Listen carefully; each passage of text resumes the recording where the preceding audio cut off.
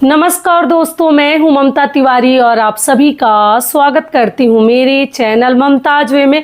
कैसे हैं आप सब, तो ये बताने के लिए कमेंट बॉक्स में श्री हरि विष्णु जरूर लिखिए। तो चलिए दोस्तों, आज हम इस वीडियो में जानेंगे माघ महीने के कृष्ण पक्ष की षठतीला एकादशी का व्रत हमें कब रखनी है, पारण का शुभ मुहूर्त क्या है, एकादशी तिथि कब से प्रारंभ हो रही है, कब समाप्त हो रही है, पहली बार क्या एकादशी का व्रत रख सकते हैं। 2-4 बहनों का कमेंट्स है, वो भी बताऊंगी। और एकादशी व्रत में हमें किन किन बातों का ध्यान रखनी चाहिए, नहाए खाए से लेकर और पारण तक के बीच के संपूर्ण नियम विधि आज हम इस वीडियो में जानेंगे। तो आप लोग बने रहिए मेरे साथ मेरे चैनल पर।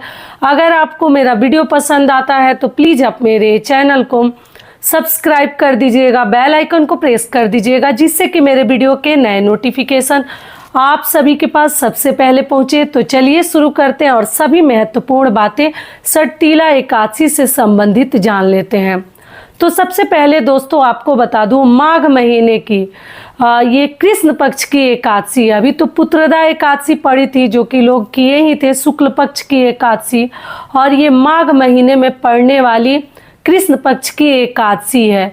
तो कृष्ण पक्ष की एकादशी का व्रत बहुत कम लोग करते हैं, मतलब मैक्सिमम लोग केवल शुक्ल पक्ष की करते हैं, या जिनसे मान लीजिए कि महीने में 2 एकादशी का व्रत नहीं हो पा रहा है, केवल एक का ही चयन करनी है, तो वैसे लोग शुक्ल पक्ष का ही करते हैं।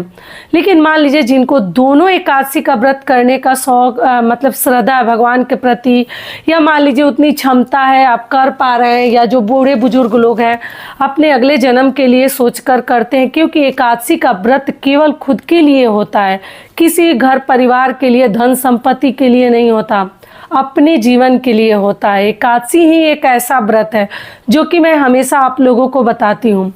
तो वैसे लोग शुक्ल पक्ष की भी करते हैं और कृष्ण पक्ष की भी करते हैं। तो ये कृष्ण पक्ष की एकादशी है। कुछ बहनों का प्रश्न है कि दीदी इस एकादशी का व्रत क्या शुरू कर सकते हैं? जी नहीं, बहुत मतलब कई बार समझा चुकी हूँ, आप लोग देखते नहीं है वीडियो, फिर हर एकादशी व्रत में पूछने लगती हैं। केवल एकादशी का व्रत 3 ही बार उठा सकते हैं, देवउठनी एकादशी से, निर्जला एकादशी से जो कि मई जून में पड़ती है, ज्येष्ठ महीने में, और देवउठनी एकादशी जो नवंबर में कार्तिक में एकादशी तिथि पड़ती है, और अगला जो है उत्पन्ना एकादशी। 3 ही एकादशी से एकादशी का व्रत किया जाता है, हर एकादशी से नहीं किया जाता, और उसमें भी ये कृष्ण पक्ष की है। कभी भी एकादशी का व्रत शुक्ल पक्ष से ही शुरुआत करनी चाहिए, या कोई अन्य भी व्रत मैं बता ही चुकी हूँ। गुरुवार का व्रत हो, या ऐसे तो अगहन का महीना अच्छा माना जाता है गुरुवार का व्रत उठाने के लिए, तो अगर जो लोग उठा लिए अच्छी बात है, जो नहीं उठा पाए हैं 30 जनवरी के बाद शुक्ल पक्ष शुरू हो जाएगा, प्रतिपदा तिथि, उसके बाद कोई भी आप लोग नया व्रत शुरू कर सकते हैं। मौनी अमावस्या बीत जाएगी, उसके बाद से फिर से हमारा जो है शुक्ल पक्ष शुरू हो जाएगा। आप लोग चाहे तो 30 तारीख को गुरुवार का व्रत पड़ रहा है, उठा सकती हैं। मैं वीडियो डाल चुकी हूँ, व्रत कैसे करनी है, क्या नियम विधि है, इस वीडियो में भी देखिए, बता दी। जो लोग नहीं देखे होंगे वो देख लेंगे। ये क्लियर हो गया। तो षठतीला एकादशी नाम से ही आप लोग देख सकते हैं, और माघ का महीना है तो तिल का इसमें विशेष महत्व है। बहुत अधिक तिल का आपको प्रयोग करनी है। तिल से आप सूर्य देव को जल देनी है। तिल डालकर जल में माघ में, पूरे माघ का महीना लोग स्नान कर रहे हैं, व्रत कर रहे हैं, तो तिल से हमें स्नान भी करनी है। तिल भगवान को भी हमें समर्पित करनी है, तिल का दान करनी है। तिल से आप लोग हवन वगैरह भी कर सकते हैं। तिल जो है आप दीपक में भी डालकर प्रज्वलित कर सकते हैं। बहुत सारे कार्य आप तिल से कर सकते हैं। जैसा कि आप लोग को नाम से ही पता चल रहा है, तो इसमें तिल का बहुत अधिक महत्व है। तो आप लोग जो भी आपसे संभव हो सकता है, 5-6 कार्य है तिल का, अगर आप चाहें तो सभी कर सकते हैं, या इसमें से जितना आपसे हो सकता है वो आप लोग कर लीजिएगा। अगली चीज़ क्या है, चलिए आप जान लेते हैं एकादशी का व्रत हमें कब करनी है। तो देखिए, माघ महीने की एकादशी है। ये व्रत हम 25 जनवरी को रखेंगे, एकादशी का व्रत। ऐसा नहीं है कि कुछ लोग एक दिन पहले रख ले तो कुछ लोग एक दिन बाद रख ले, जी नहीं। केवल 25 जनवरी को दिन है शनिवार। शनिवार के दिन हमें एकादशी का व्रत रखनी है। और अगले दिन रविवार है, तो रविवार के दिन तिल द्वादशी है। द्वादशी के दिन हमें पारण करनी है। तो जैसा कि आप लोग को मालूम है कि एकादशी व्रत से अधिक उसके नियमों का पालन हमें करना होता है। तो एक दिन पहले 10वीं तिथि के नियम का हम पालन करेंगे। तो शुक्रवार का दिन पड़ा है, आप लोग उस दिन अच्छे से बाल धोकर स्नान ध्यान करके शुद्ध सात्विक भोजन हमें करनी है, बिना लहसुन प्याज वाली। और मसूर की दाल, मूली, बैगन वगैरह खाकर हमें एकादशी का व्रत नहीं रखनी चाहिए, इस बात का ध्यान रखिएगा। और अगले दिन 25 जनवरी को हम व्रत रखेंगे। और चावल आप लोग उस दिन खा सकते हैं। आप लोगों का ये भी कमेंट आता है, तो दिन में आप लोग चावल खा सकते हैं, यानी कि मतलब 24 जनवरी को खा सकते हैं नहाए खाए के दिन। और 25 तारीख को आपको नहीं खानी। और शाम में भी चावल आप लोग नहाए खाए के दिन मत खाइएगा, जो कि 10वीं के दिन, 10वीं तिथि का जो नियम का पालन करेंगे। रात को नहीं खाते हैं, दिन में आप लोग चावल वगैरह खा सकते हैं। और अगले दिन हम व्रत रखेंगे। व्रत में विष्णु भगवान की हम पूजा करते हैं।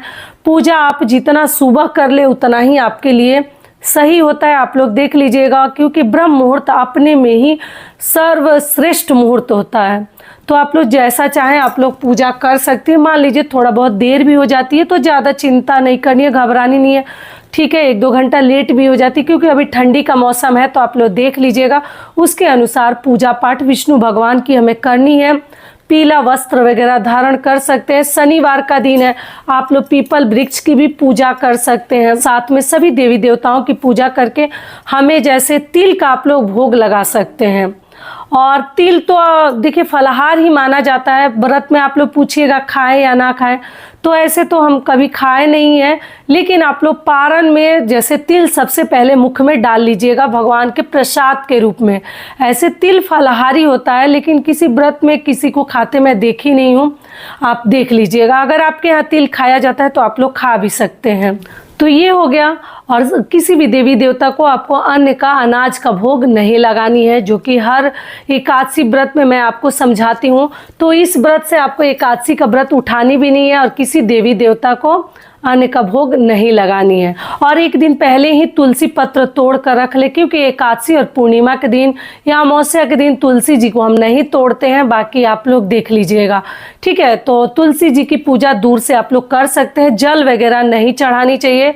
और व्रत में आप लोग तुलसी जी को मतलब भोग प्रसाद में जब जल ही नहीं चढ़ाएंगे तो भोग प्रसाद का क्या करना। तो आप लोग देख लीजिएगा, दूर से धूप बत्ती अगरबत्ती दिखाकर और माता की आरती वगैरह कर सकते हैं। और पूजा पाठ हो जाने के बाद आप फलाहार कर सकते हैं, क्योंकि ये फलाहारी व्रत होता है। सेंधा नमक नहीं खाते हैं। अगर कुछ आपको प्रॉब्लम है, चीनी नहीं खा सकते हैं, तब आप लोग सेंधा नमक का प्रयोग कीजिएगा, वरना इस व्रत में केवल मीठा ही फलाहारी भोजन किया जाता है, अन्न ग्रहण नहीं किया जाता। अगला ध्यान आपको क्या रखनी है कि एकादशी हो या द्वादशी हो, दोनों दिन हमें सोनी नहीं चाहिए, केवल दिन में। आप लोग पूछने लगती हैं दीदी रात में भी नहीं सोनी है, तो जी नहीं, रात में आप लोग सो सकते हैं, दिन में नहीं सोनी चाहिए एकादशी व्रत में या द्वादशी के दिन, क्योंकि द्वादशी के दिन भी तो व्रत जैसा ही हो जाता है। तो इस बात का आप लोग ध्यान रखिएगा। दोस्तों इससे पहले अगर वीडियो पसंद आता है तो चैनल को पक्का सब्सक्राइब कर दीजिएगा और वीडियो को लाइक कर दीजिएगा, क्योंकि आपकी एक छोटी सी लाइक से हमें बहुत अधिक हिम्मत और प्रेरणा मिलती है। तो जरूर कीजिएगा, बिल्कुल मत भूलिएगा। तो ये हो गया। अब चलिए आगे जान लेते हैं कि आप लोगों ने पूछा है कि दीदी द्वादशी के दिन क्या हम चावल खा सकते हैं।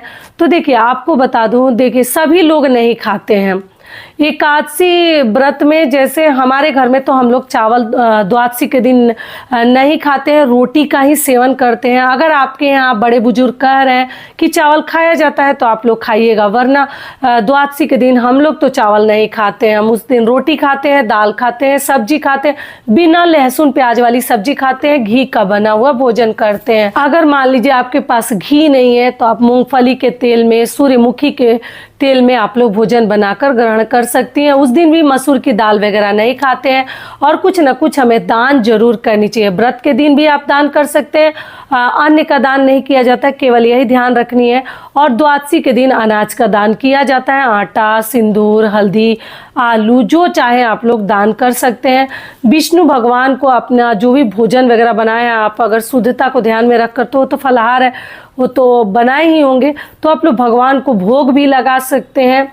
और दान करके गौ माता को पहले ग्रास निकाल देनी चाहिए, अग्रासा निकाल देनी चाहिए उनके लिए, या घर के बच्चों को भी पहला निवाला या बहू बेटियों को भी दे सकते हैं। उसके बाद जो व्रती रहते हैं वो बैठकर भोजन करते हैं। तो रविवार का दिन है, आप लोग द्वादशी के दिन पारण कीजिएगा। 26 जनवरी को तिल द्वादशी है। और एक चीज आप लोग बार बार पूछते हैं, दीदी पीरियड्स में एकादशी का व्रत कैसे करें? तो देखिए, आप चाहे तो केवल व्रत रख सकते हैं, पूजा पाठ अपने घर के किसी अन्य सदस्य से करवा दीजिए, वो भी कोई करने वाला नहीं है, तो आप चाहे तो स्किप भी कर सकते हैं, या आप केवल व्रत रख कर भी भगवान का नाम ले सकते हैं, मानसिक रूप से भी ले सकते हैं। या मान लीजिए अगर मन नहीं कर रहा है, पूजा करना ही नहीं है, तबीयत ठीक नहीं है, तो आप लोग स्किप भी कर सकते हैं, अगले से फिर कर सकते हैं। ऐसा नहीं कि एक बार छोड़ दिए छूट गया तो फिर हम नहीं कर सकते, ऐसा एकादशी व्रत में नहीं है। किसी कारणवश अगर छूट जाता है तो आप दोबारा अगला वाला कर सकती हैं। चलिए अब आगे जान लेते हैं कि एकादशी तिथि कब से प्रारंभ हो रही है, कब समाप्त हो रही है, पारण का शुभ मुहूर्त क्या है। तो आपको बता दूं, एकादशी तिथि प्रारंभ हो रही है 24 जनवरी को रात में 7:24 पर, और एकादशी तिथि समाप्त हो रही है 25 जनवरी को रात में 8:30 पर एकादशी तिथि समाप्त हो जाएगी। ऐसे में उदया तिथि को ध्यान में रखते हुए षटतिला एकादशी का व्रत हम 25 जनवरी को रखेंगे। दिन है शनिवार। पूजा का शुभ मुहूर्त आपको बता दूं, सुबह 5:34 से लेकर 6:25 तक आप लोग ब्रह्म मुहूर्त में पूजा कर सकते हैं। इससे ऊपर नीचे भी आप लोग कर सकते हैं, ठीक है। अब चलिए आगे जान लेते हैं पारण का शुभ मुहूर्त क्या है। तो पारण का शुभ मुहूर्त है 26 जनवरी को सुबह 7:21 से लेकर 9:33 तक आप लोग पारण कर सकते हैं। तो आशा करती हूँ सारी बातें अभी आप लोगों के समझ में आ गई होगी। तो ये वीडियो मेरा यहीं तक का था, फिर मिलती हूँ एक नए वीडियो में। तब तक के लिए नमस्कार, स्वस्थ रहिए, सुरक्षित रहिए, और जहाँ कहीं भी रहिए खूब खुश रहिए। धन्यवाद।